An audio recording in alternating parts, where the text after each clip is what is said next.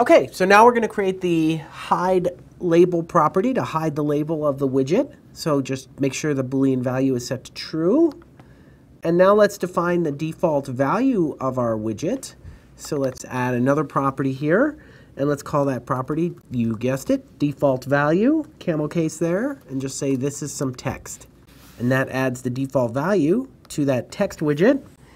And then what I want you to do is under the text node that you just created, let's create a new RTE plugins node under here. So again, I'm going to say new node, and I'm going to call this RTE plugins, just like so. And this is going to be of node type unstructured. So I'm going to say NT unstructured. And then under here, to allow our users to be able to have tables and columns, I'm going to create a table node. So I'm going to say new node, and I'm going to call this table. And this is also going to be NT unstructured. Okay, just like so. Perfect. Okay, so now you should see there's a table node underneath there. And then on the table node, let's add in a features property. So I'll say features, and then this is going to be a string, and let's just include all features. So I'll say add an asterisk. Okay. And then let's copy the nodes tab 2 and tab 3 from our foundation component to make this easier. Again, we don't need to recreate the wheel. So this is under foundation components text image dialog items.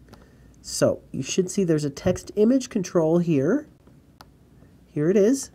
And choose dialog items. Okay, and then you'll see the tab 2 and tab 3. Copy these guys. And then let's paste them to our component here so that they are a peer of tab 1, just like so.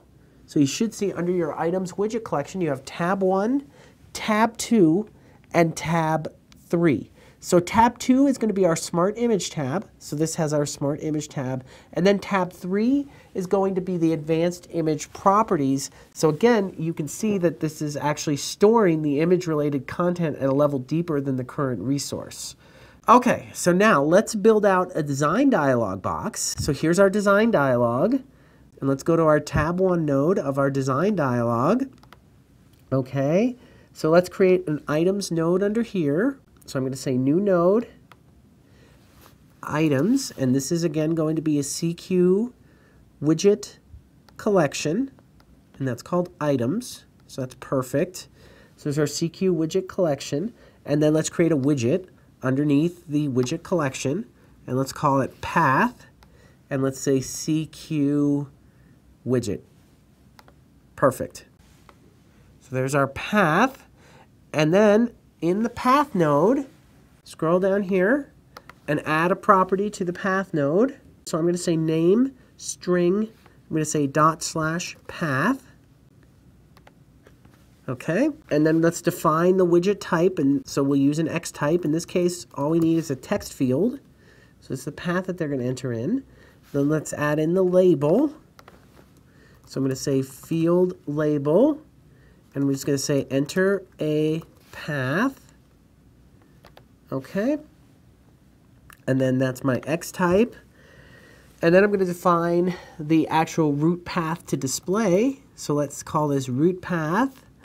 And then I'm going to say /content /training _site, which is, again, where my training site is. Okay, that's going to define the root path to display. All right. And then let's actually write a regular expression so that users can only enter in a path underneath our training site. So here I'll say regex. Okay, this is going to be a string. And then I'm going to type in a regular expression. So here I'm going to say I'm not a regular expression guru, but you can see that if you go and look and do some research on regular expressions, if I say /content / then /training _site